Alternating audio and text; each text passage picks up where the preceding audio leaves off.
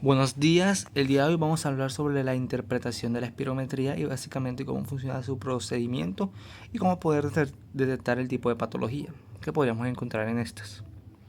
Entonces, primero vamos a determinar qué es la espirometría. Bueno, la espirometría es la técnica de exploración de las funciones respiratorias que mide los flujos de volúmenes respiratorios, mide los dos, la inspiración y la expiración. Y es la única prueba donde podemos determinar enseguida el tipo de patología respiratoria que presenta el paciente.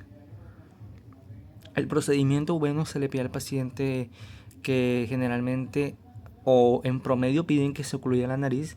Hay procesos en los que no es necesario y se respira por la boquilla. Si usa la oclusión nasal o la pinza nasal, piden que respire por la boquilla.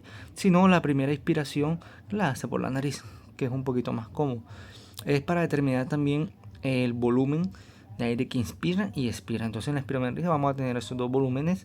Hay procesos en que no los piden, hay procesos en que se los piden, que es para determinar algún tipo de patología que vamos a ver un poquito más adelante. Pero como tal el procedimiento se le pide al paciente que mantenga la espalda completamente recta.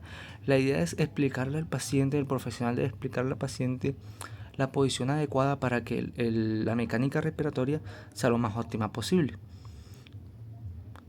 Contraindicaciones, bueno, hay dos tipos de contraindicaciones.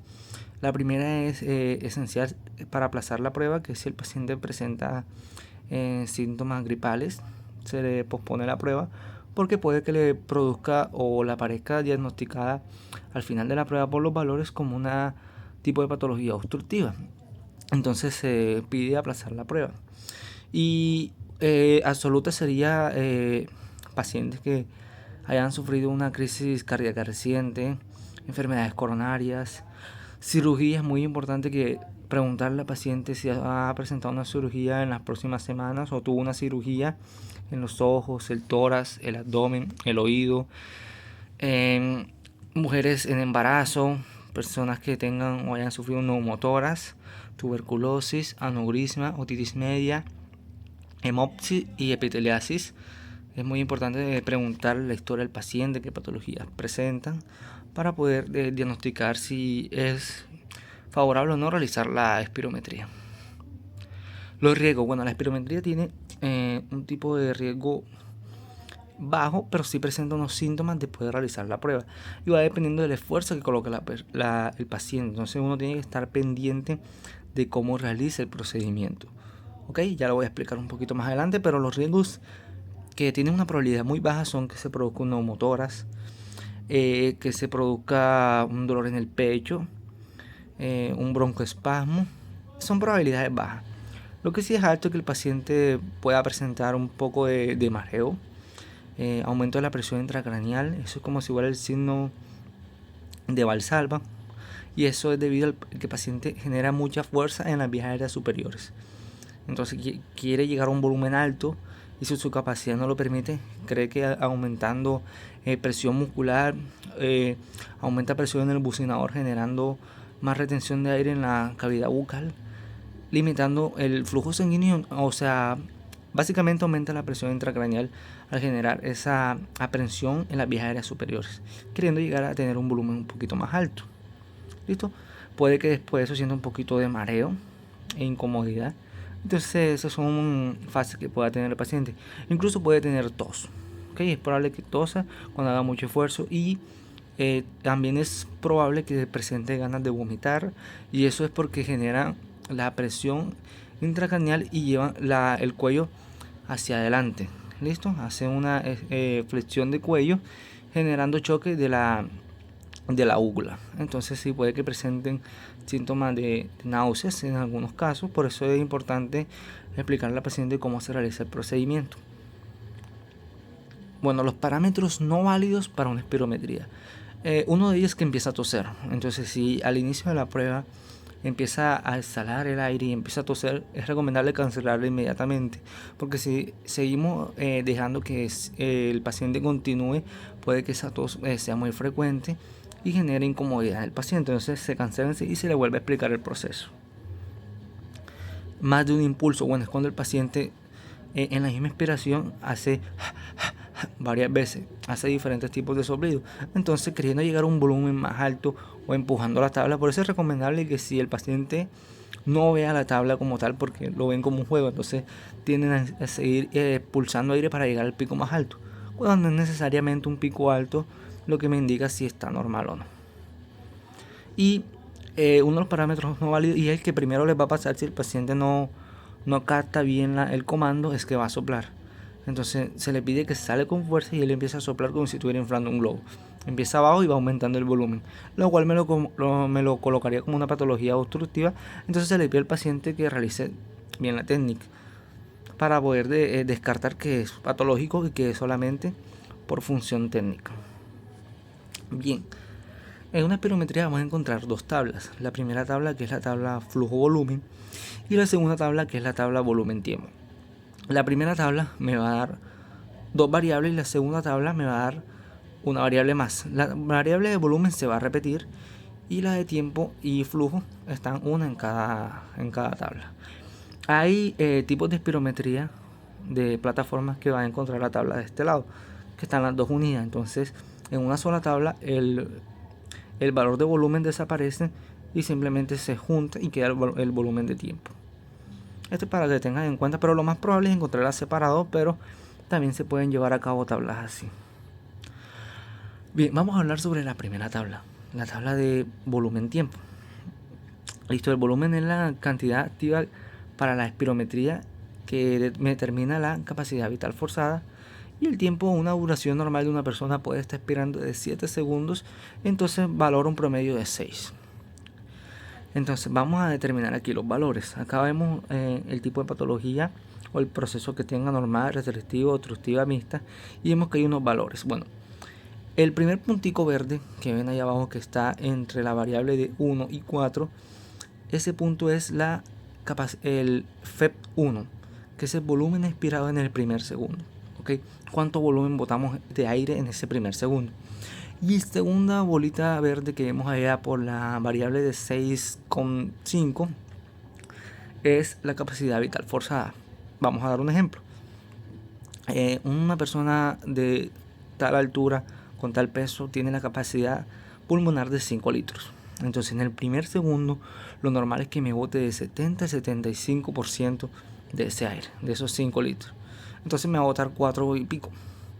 Y el resto, que es la capacidad vital forzada, todo el aire, o sea, los 5 litros completamente, me lo debe ir botando lentamente en el segundo, tercer segundo, cuarto segundo, quinto segundo, hasta llegar al sexto segundo. ¿Listo? Esa sería la normal. Entonces vamos a seguir.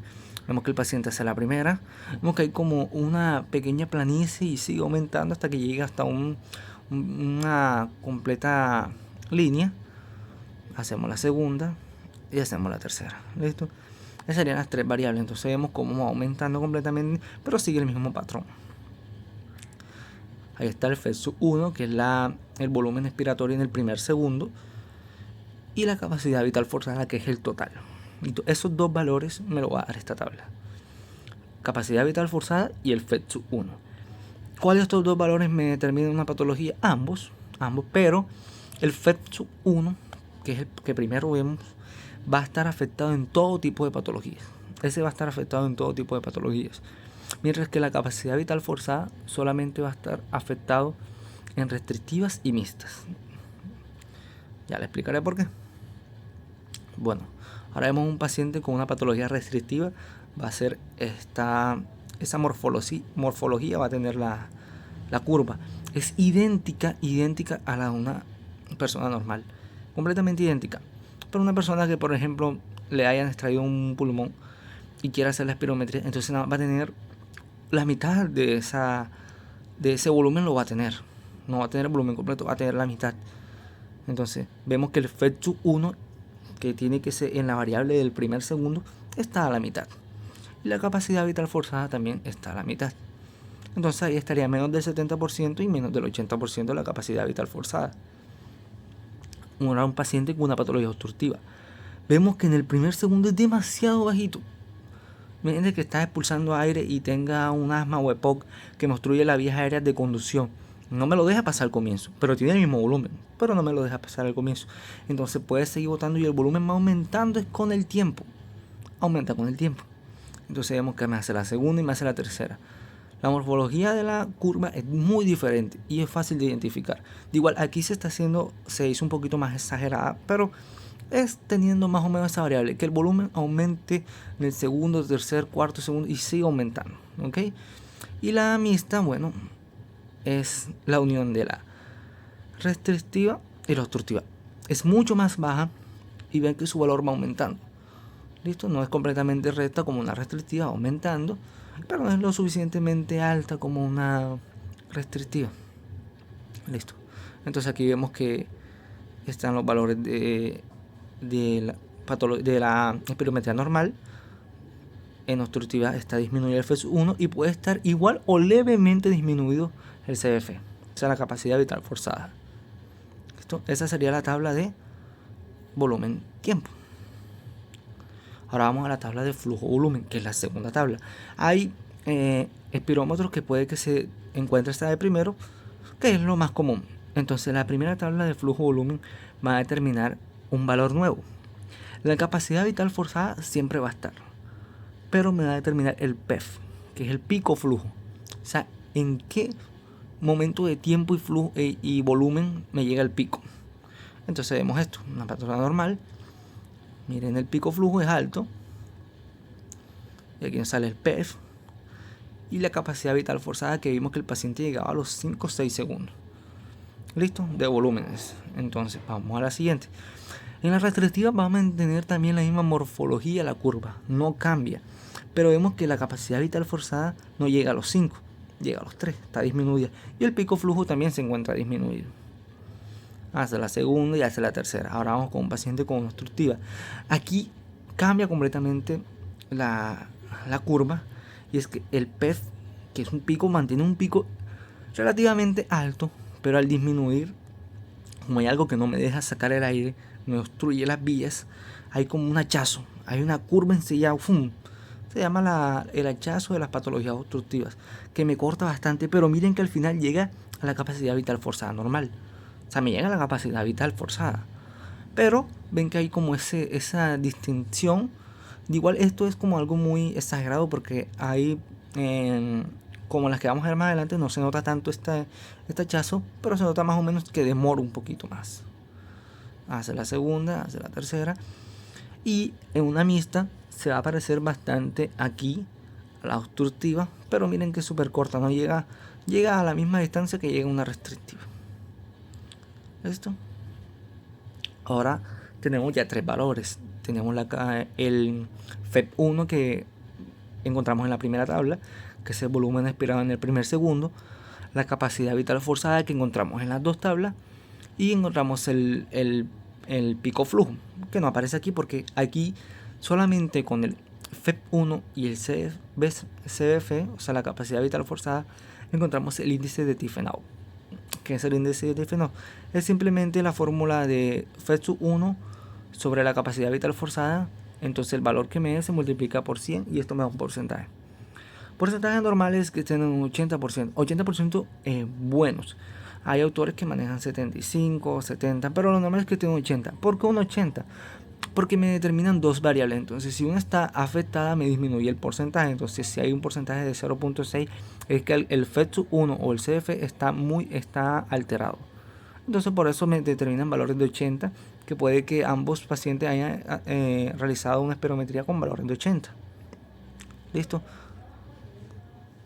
Entonces la interpretación de espirometría, como lo dije anteriormente, me va a dar los valores normales, los obstructivos, cuáles se afectan, y restricciones con leve sospecha. Pero para determinar el nivel de gravedad de la obstrucción o restricción, o de la mayoría de patologías, es el BEF1, que es el volumen expirado en el primer segundo. Vemos que si está inferior al 70% es leve, inferior al 60%, al 69%, incluso al 60% es moderado. Moderado severo está entre el 50 y 59%, severo del 35 al 49% y muy severo ya es menor al 35% o igual al 35%. Bien, vamos a ver una espirometría. Aquí vemos una espirometría normal. Vemos que los valores están siempre en porcentaje. Tuvo una capacidad vital de 100 el volumen expirado en el primer segundo de 100. ¿Qué significa 100? Que completó en ese tiempo el porcentaje que tenía su pulmón. A veces lo hacen con mucha fuerza, entonces llega a un índice muy bajito. ¿Listo? Hay pacientes que botan demasiado, o sea, hacen demasiada fuerza y expiran todo en el primer segundo, y la elevación ya es poquito baja. Entonces lo varían entre 95, 100 hasta 100, hasta un volumen un poquito más alto del que se calculó. ¿Listo? Tenemos también el PEF, que el pico flujo se mantuvo 100, y el índice de Tifenov como me dio 100 y 100, o sea, el valor al crear la fórmula es de 1 multiplicado por 100 me da, o sea, el 1.0 multiplicado por 100 me da 100%.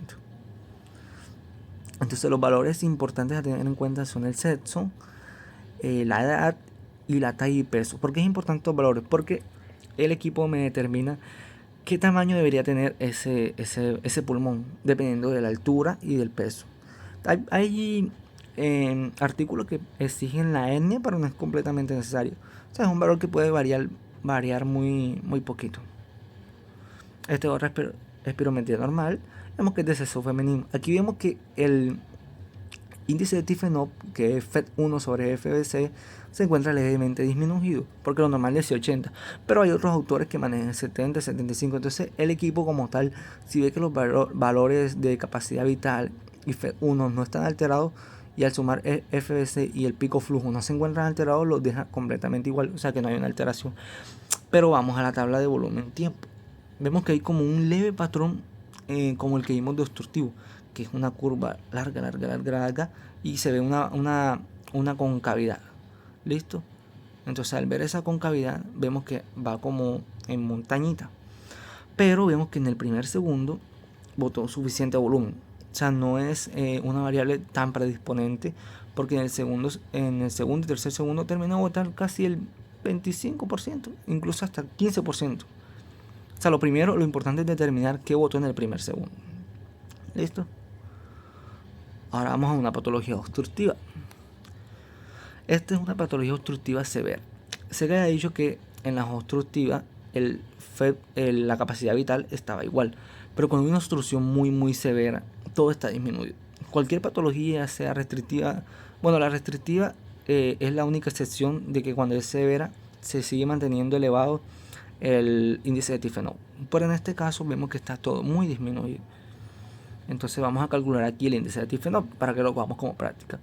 FEP1 sobre FBC, los valores de FEP1 es 42, entre 65 me da un igual de 0.64 por 100 me da un igual de 64%, y vemos que los valores normales serían de 75 para arriba.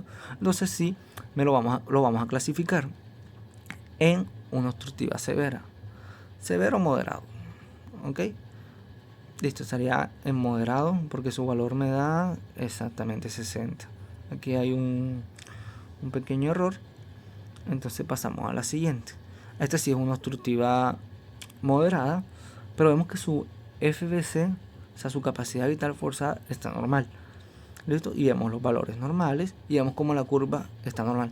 Pero aquí podemos ver en la tabla volumen tiempo que el pico se vio a dar en el tercer segundo. Duró 3 segundos para sacar ese aire. Algo no me lo dejó pasar en esos 2 segundos. Me lo detuvo bastante. ¿Ok? Y bueno, vamos a determinar antes el índice de Tifenov. Aquí está la misma fórmula. Y dependiendo la disminución del FEP1, me determina qué nivel de obstrucción presenta el paciente. Listo, vemos con una obstrucción moderada porque se encuentra entre 66. Ahora, volvemos a las patologías de la espirometría obstructiva. Bueno, asma, bronquitis, enfisema.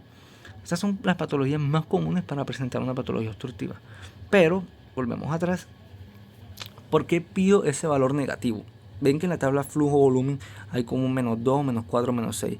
Bueno, esa es porque al ser positivo hacemos una presión positiva hacia afuera, y al ser negativo es una presión negativa, o sea, va a absorber el aire por el equipo.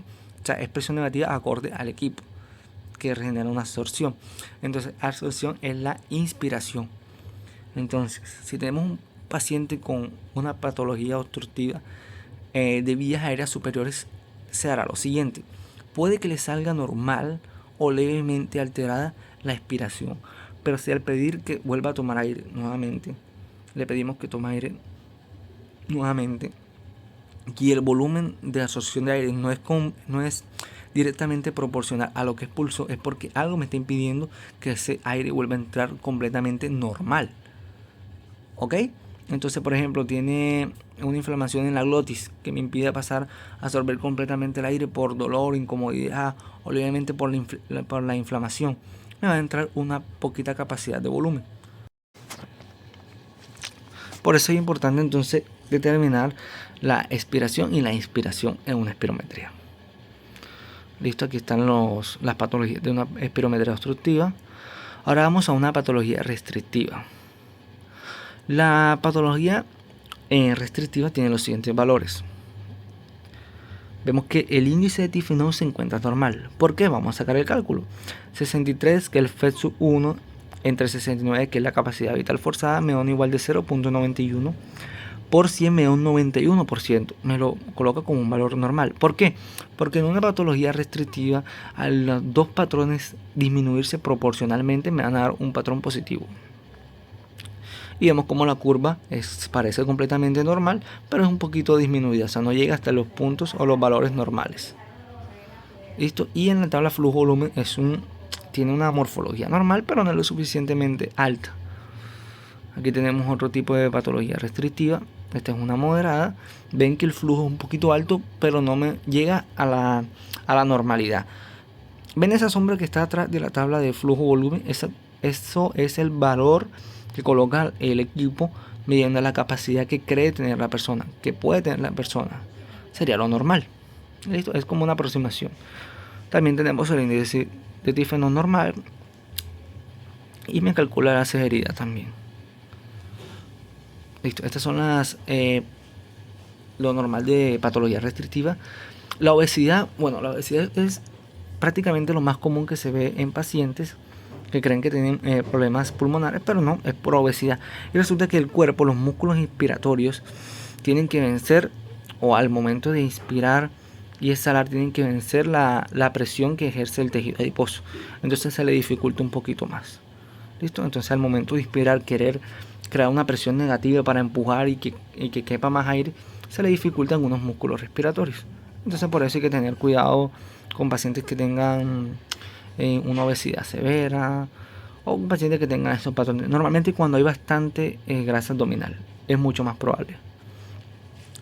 La neumoconiosis, sí, una afección por distintos tipos de polvo, y también fibrosis pulmonar. Son algunas de las patologías que se ven un poquito más comunes en las espirometrías de patologías restrictivas. Y tenemos la mixta. La mixta es la fusión de las dos.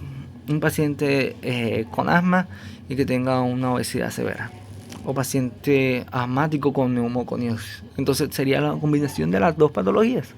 Ahí todo me está afectado. ¿Por qué todo me está afectado?